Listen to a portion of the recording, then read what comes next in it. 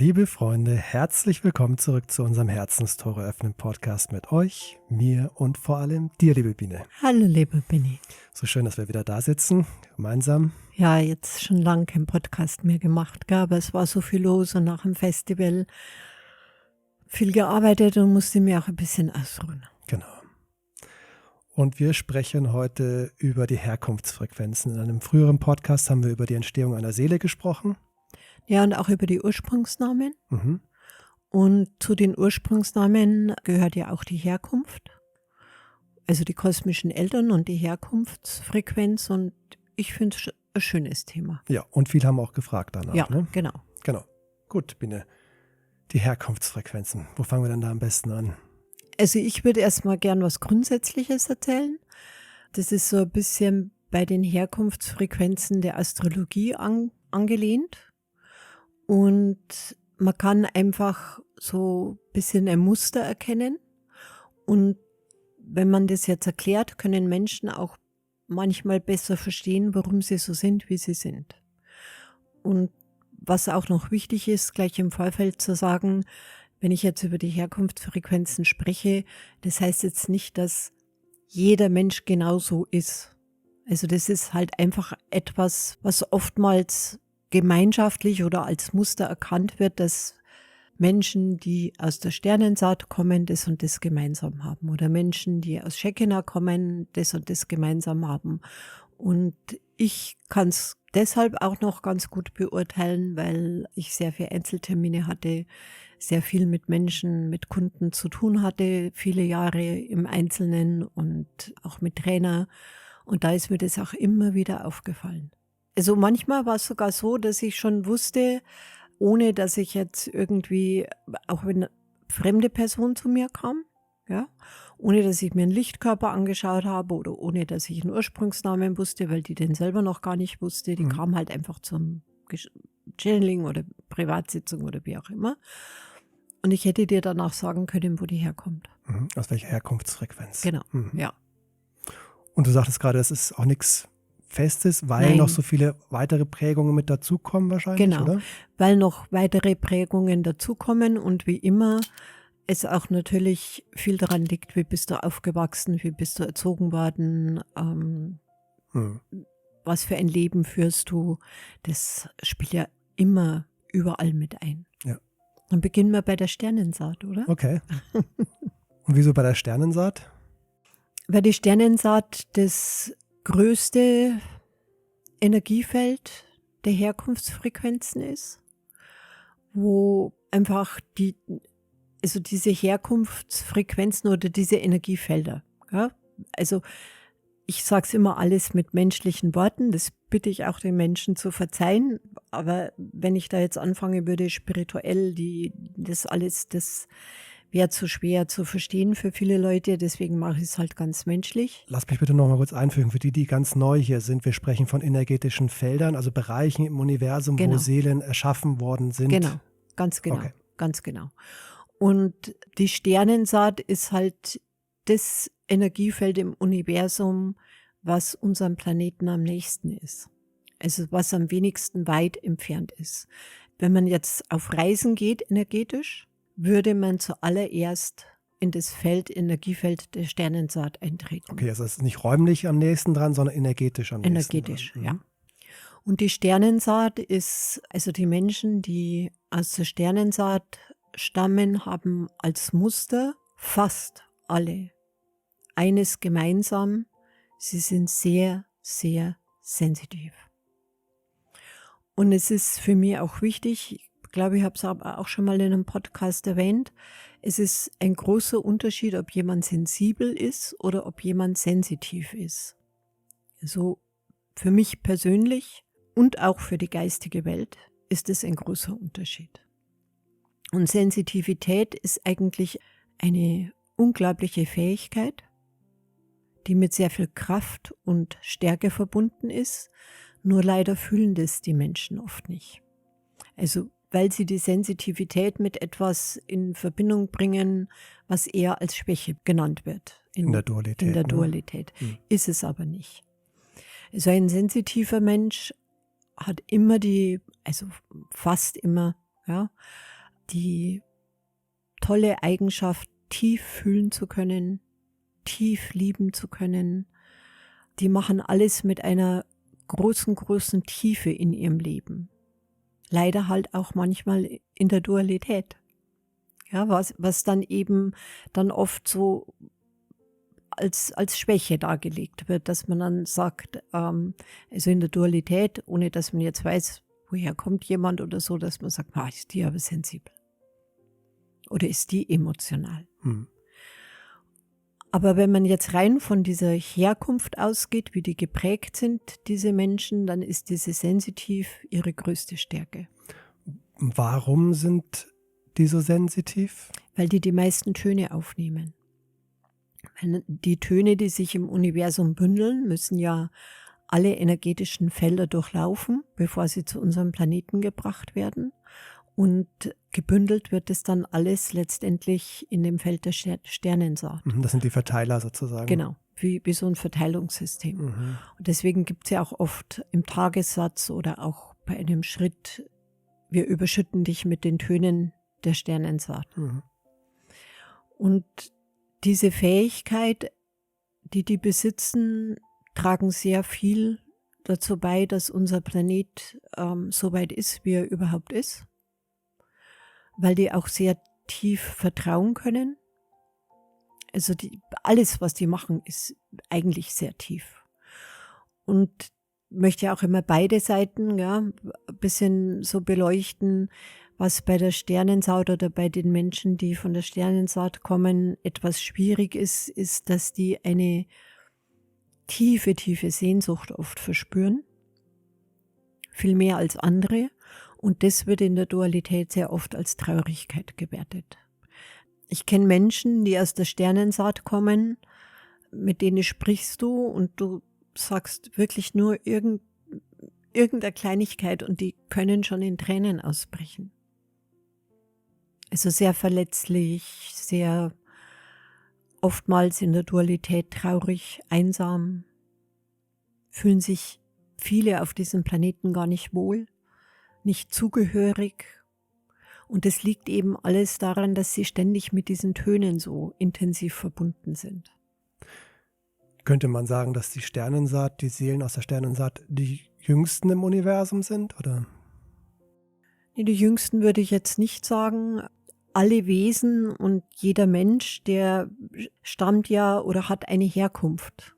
Ja, und jeder davon hat gemeinschaftlich dann eine Aufgabe. Also so wie ich es eigentlich immer sage, jede Energie, jedes Wesen, jedes Lebewesen, jeder Mensch, alles, jeder hat eine Aufgabe. Und das ist ja nicht losgelöst von dem, dass wir jetzt in der Dualität sind. Wir sind ja angebunden. Weißt du, wie ich meine? Wir sind angebunden und vernetzt. Und natürlich sind wir am meisten vernetzt mit unserer Herkunft.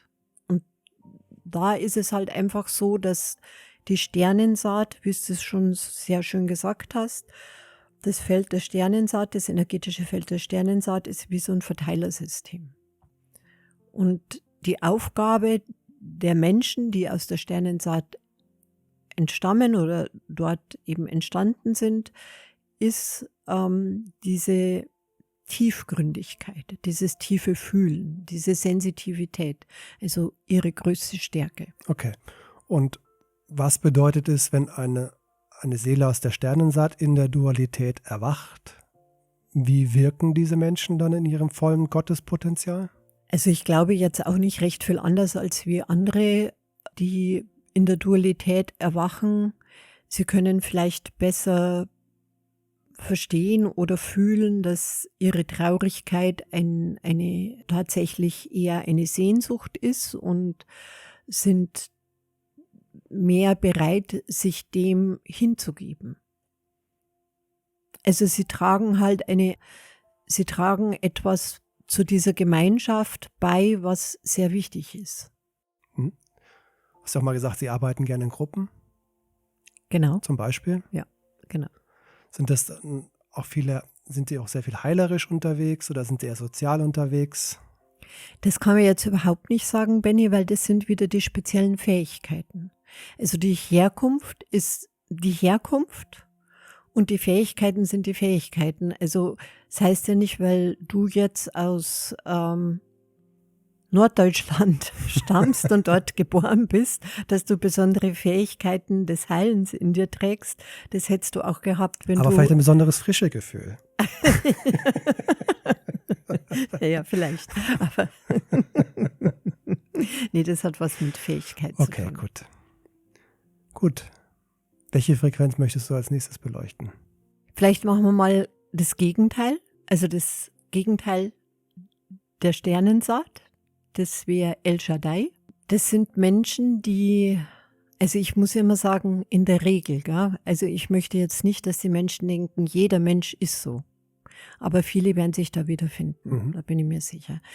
Menschen aus El Shaddai sind oftmals in der Dualität hochintelligent. Also es sind wirklich richtig intelligente Menschen und in der Regel auch Verstandesmenschen. Die sind viel im Kopf. Und die brauchen sehr lange in der Regel, bis sie fühlen können, was Energie überhaupt bedeutet. Also das sind rationale Denker. Aber natürlich braucht's im Universum, also jetzt in diesem ganzen energetischen Prozess, auch solche Menschen, ja, in der Dualität. Darum gibt's ja dieses Herkunftsfeld. Weil die Umkehr dabei ist einfach, dass wenn die aber mal ins Gefühl gehen und spüren, was eine Energie mit ihnen macht, dann lassen die sich nicht mehr beeinflussen. Also dann sind sie voll dabei und die sind sehr, sehr mutig. Das sind sehr mutige Menschen. Also die sind geprägt von diesem Attribut des Mutes, müssen sie auch sein, weil für solche Menschen, die so verstandesgemäß oder unterwegs sind oder verstandesmäßig unterwegs sind, braucht es viel Mut, um in ein tiefes Gefühl einzutauchen. Aber die tun das dann auch, wenn sie Interesse haben. Und wenn sie es dann spüren, dann bricht in ihnen was auf, was so wiederum auch kein anderer erlebt, der aus einer anderen Herkunftsfrequenz kommt. Weil es so gegensätzlich auch ist in der Dualität. Ne? Genau. Also die sind wirklich dann auch, also da kann man viel eher noch sagen, was passiert, wenn so ein Mensch erwacht. Die sind dann tatsächlich, der Mut, dieses Attribut verlässt sie ja nicht. Also das sind dann oftmals sehr gute Trainer, die sich viel trauen, die in die Öffentlichkeit gehen, die kein Problem damit haben, ihre Meinung zu äußern, über dieses Gefühl zu sprechen. Also die sind nicht sehr zurückhaltend. Sehr schön, ne? Ja, sehr schön. Ja, und recht viel mehr. Also sind sehr zielorientiert. Also einen Menschen aus El Shaddai wirst du nicht abbringen von seinem Weg. Das ist auch das Schöne, die sind so gut wie nicht beeinflussbar. Gott sei Dank, weil man hört ja immer wieder, oder ich höre es halt immer wieder, ja, und dann sagen die Leute, aber was machst du denn da? Und dafür gibst du Geld aus oder machst du das? Oder brauchst du bei solchen Menschen in der Regel gar nicht probieren. Wenn die sich entschieden haben, haben sie sich entschieden. Ja, dann sollen wir mal vielleicht Shekinah? Reden wir über Shekinah. Ja. Shekinah ist eine sehr erstaunliche Herkunftsfrequenz, weil es hauptsächlich männliche Energie trägt. Das ist schon sehr erstaunlich. Und vielleicht möchtest du noch sagen, dass Shekinah eigentlich der weibliche Bereich des Universums ist, oder? Aber trotzdem sehr viel männliche Energieträger dort sind, also sehr viele Seelen dort erschaffen worden sind. Und das ist eigentlich so ein bisschen, es hat ein bisschen was von, also auch wieder nur mit menschlichen Worten ausgedrückt, ein bisschen mit Atlantis vergleicht. Also das sind Kämpfer, richtige Kämpfer und unglaublich loyal. Also ich finde jetzt so, also diese Loyalität, die ist mir oft begegnet von Menschen aus Shekinah. Und das ist ja etwas, also finde ich jetzt aus menschlicher Sicht eine Prägung bei einem Menschen oder Charakterzug oder wie immer man das nennen möchte, außer Wahrheit mit das Schönste, was ein Mensch in sich tragen kann, Loyalität.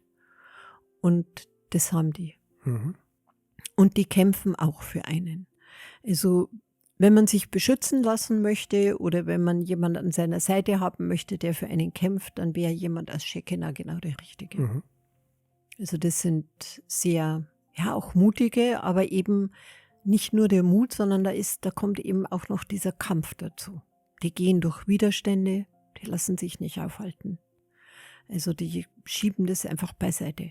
Finde ich auch sehr erstaunlich. Oder die brennen halt. Die haben sehr viel Feuer, sehr viel Energie und manchmal schießen sie übers Ziel hinaus.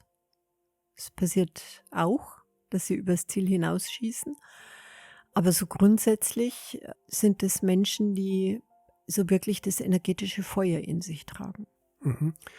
Es gibt es gar nicht so oft Shekinah, ne? Im Gegensatz zu anderen Herkunftsfrequenzen auf dem Planeten in unserer golden-blauen Frequenzbubble, in der wir sind. Ja. Kann sein, ne? Ja.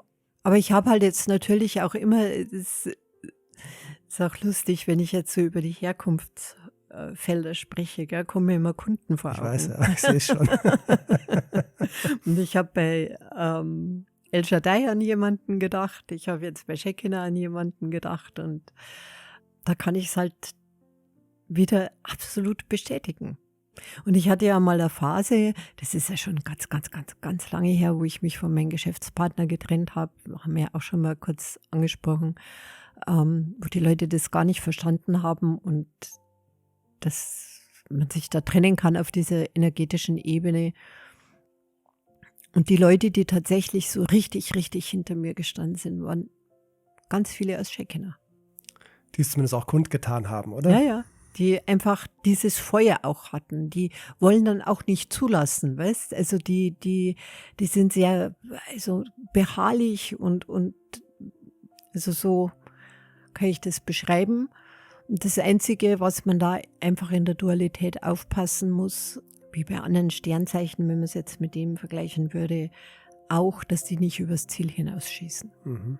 Dass sie das Feuer auch nicht, dass sie nicht verbrannt werden. Mhm. Ihr Lieben, und in unserem nächsten Podcast setzen wir dieses Gespräch weiter fort. Und wünschen euch eine schöne Zeit. Danke, Biene, für heute. Gerne, Benny.